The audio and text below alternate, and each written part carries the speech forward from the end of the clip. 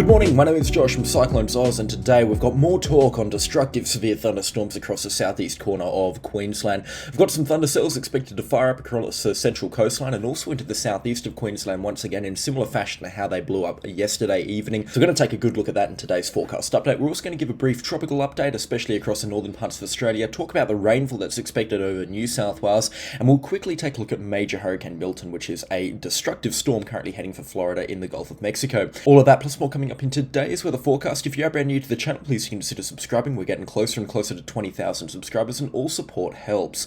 So starting things off over in the southeast of Queensland, we'll just briefly recap on the systems that blew through last night. They blew up in dramatic fashion, didn't they? In fact, the only place that kind of dodged it was around the Brisbane or the northern suburbs of Brisbane, that area. Redcliffe really didn't get much activity, but the southern suburbs, boy, they got slammed by some powerful thunderstorms, and even up into the Sunshine Coast as well. Destructive winds, heavy rainfall, large hailstones, the full 9 miles came through with some massive severe thundercells that blew up in the evening hours of yesterday, and they blew up quite a bit stronger than I did expect, and I should have seen that in the forecast and how much it was uptrending in terms of the thunderstorm severity, but man, they blew up quite dramatically, and that's definitely going to be a taste for what we're expecting this thunderstorm season. It is not going to be a pretty one, and I have stressed that in our 2 forecast updates already. We're going to see a lot of dangerous thunderstorms blow up, especially across parts of Queensland and into New South Wales. That's not fear-mongering, that's just a setup that we have now. Again, don't panic until these thunderstorms do actually appear on the forecast. There's no point or no point in worrying about it. It's just wasting your time and energy. So don't worry about the thunderstorms until they do actually blow up on the radar. But even then, again, it is going to be a pretty nasty, and it's going to be a long thunderstorm season as well. And just to add to it, we have today. So later on this afternoon and evening, we've already got some thundercells starting to fire up at this time. We are expecting more storms to fire up across parts of New South Wales and into the southeast of Queensland over the coming couple of hours. Already a couple of cells doing that. And in the next 2 or 3 hours or so, maybe about 1 hour after this video comes out, between Roma, Chinchilla and Toowoomba and anywhere towards the south or the southwest of those locations, can expect some substantial thunderstorms to slowly start to blow up on the radar. Powered by a low pressure system, some rainfall and some showers will be streaming ashore along the southeastern Queensland coastline and the Sunshine coastline, and also some storms are expected to begin firing up across the central coastline between Bundaberg up towards about Ogmore, including Rockhampton. We've got a lot of individual areas that are expecting the chance of potentially severe thunderstorms. Now, earlier on this afternoon, the chance of severe thunderstorms is going to be around Kingaroy, Chinchilla and Toowoomba. This general area down here is where we're expecting the severe thunderstorms to initially blow up, and we could be seeing supercells out of it. However, the good news is that this band of thunderstorms isn't expected to be long-lived enough to track across to the Brisbane area and down towards the Gold Coast. However, it will take a northeasterly turn and head up towards the Sunshine Coast, and as the forecast goes on, you can see they do weaken off substantially as they get themselves up towards Bundaberg and Hervey Bay and that sort of area. This round of severe thunderstorms is expected to blow through along this line of the cursor here. However, they still could remain dangerous severe thunderstorms as they move up towards Bundaberg and Agnes Waterby later on this afternoon and evening, and then later on tonight when they get themselves actually towards the coastline and start causing some problems up there. But yeah, certainly a very interesting forecast for this round of severe thunderstorms. We're also expecting a round of potentially severe thunderstorms later on this afternoon up towards Rockhampton, Dingo and Ogmore. Now, these thunderstorms will fire up at around 4 or 5 p.m. local time around the Rolleston, Emerald and Dingo area, and again, once they fire up, we're expecting them to go severe pretty soon after. They're most likely to fire up as pulse thunderstorms, which means they will be very isolated, quite small as well, but they could turn supercellular as they blow through Dingo and up towards Rockhampton and Ogmore, and then later on tonight, we're expecting them to blow through the Capricorn district and over towards the coastline, and could impact some areas along the coastline out here with some pretty significant rainfall accumulations as well. However, once they get themselves pretty close to the coastline and also some of the mountains around the Rockhampton area, it's going to have a hard time. These thunderstorms are going to have a hard time to keep themselves together, and as such, we're expecting weakening storms as they get themselves towards the coastline.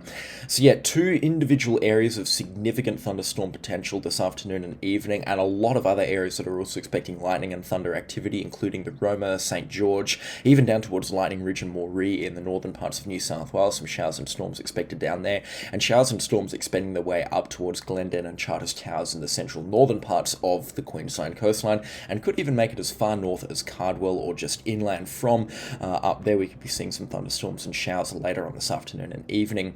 So let's break down the detailed forecast now for the Brisbane and surrounds area. Whilst the chances of severe thunderstorms are there, they're not as high as what they were yesterday. So it is going to be a better situation today for the Brisbane and the Gold Coast area than it was yesterday. The chance of severe thunderstorms does remain there for Brisbane, as I have mentioned. However, the main risk does remain damaging winds at this time.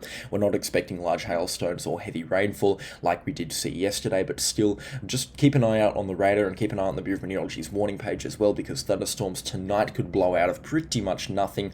However, they will do that further inland and further away from the coastline, but still we are expecting the chance of some potentially severe thunderstorms in the outer suburbs of Brisbane out towards Toowoomba and then further inland towards Chinchilla. That sort of area will be seeing some severe thunderstorms out there, but not so much for the Brisbane and the Gold Coast area.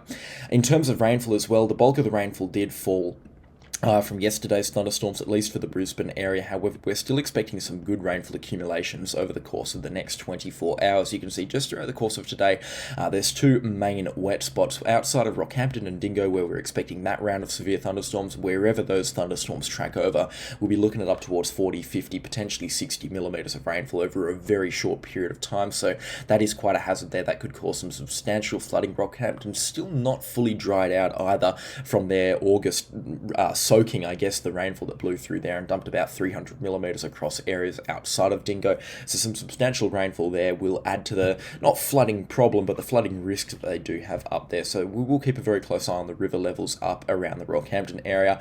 However, we would need a pretty stupid amount of rainfall from these thunderstorms to cause some significant problems out there. So not really worth worrying about at this time.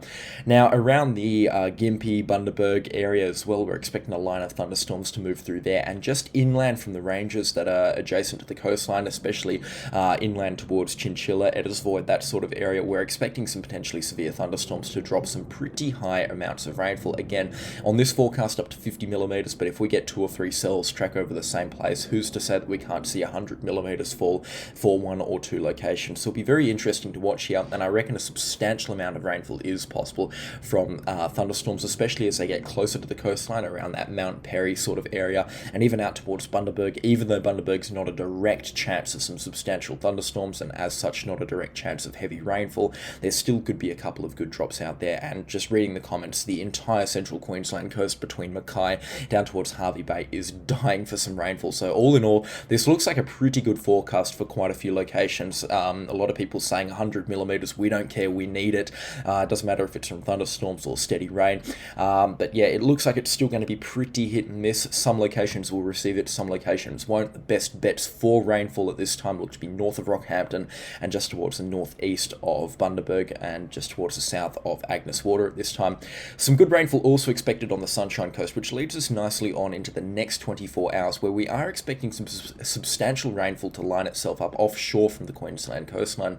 So you can see it here on this forecast model from the Axis G3, some heavy rainfall and some showers expected to linger around the Moreton Bay area for a couple of hours into early Thursday morning before petering out Thursday afternoon, just powered by the trough line and a low pressure ridge that's expected to extend across to the Queensland coastline from the Tasman Sea. We could be seeing some substantial rainfall accumulations from that as well. Just over that 48-hour period Thursday and Friday, we could be seeing some pretty good rainfall up towards 30 or 40 millimetres on top of the thunderstorms that have already occurred, and you can see that here really does start to add up quite quickly on the Axis G3 up towards 80 or 90 millimetres. So just a heads up along the the Moreton Bay, Cape Moreton, and up towards Maroochydore, Coolum, Noosa, that sort of area. The chance of some heavy falls late Wednesday afternoon or late this afternoon and into early Thursday morning do look like a possibility at this time. But again, the forecast has backed off from yesterday, so I would not be betting the farm on heavy rainfall or torrential rainfall there at this time. It does look a little bit more uncertain at this time. Now, as always, stay safe with the severe thunderstorms tonight. If you're unsure, don't become an impromptu storm chaser. Make sure you do stay inside and heed all warnings as necessary, especially if you do live inland between sort of this area where the cursor is now. That includes St George, Roma, Taroom, Billawheeler, Dingo, Rolleston, Emerald, even Rockhampton, Agnes Water, Bundaberg, Gympie, Maroochydore. I'm placing you under a pretty substantial severe thunderstorm risk tonight. It looks like things are going to get quite nasty from this afternoon and evening, so make sure you do stay safe, heed all warnings that come your way from the Bureau of Meteorology, and keep an eye on the radar. This is a serious weather event. There are some powerful thunderstorms on the way. anyway. Again, with thunderstorms, there's going to be places that get them and there's going to be places that miss out. Unfortunately, there will be quite a few places tonight that miss out, especially as you get further north and further towards the coastline. And that's not to say that a lot of locations are going to miss out. This looks to be a pretty widespread and significantly impacting thunderstorm event. So like I have said, stay safe. The risk of tornadoes and really powerful severe thunderstorms is not as high as it was yesterday as well. I feel like I should add that. We're more expecting high precipitation storm modes tonight, so heavy rainfall, damaging winds, the odd storm that has medium to large sized hailstones, but we're not expecting giant hailstones today, and definitely not expecting tornadoes unless you get further inland and further north towards Rolleston and Dingo. The chance of tornadoes is there, but it looks like that's going to get swept out pretty quick. The thunderstorms are going to blow up pretty quick up there, and as such, any chance of substantial severe thunderstorms with those powerful and destructive weather events look to be quashed pretty soon on in the evening, if that makes sense.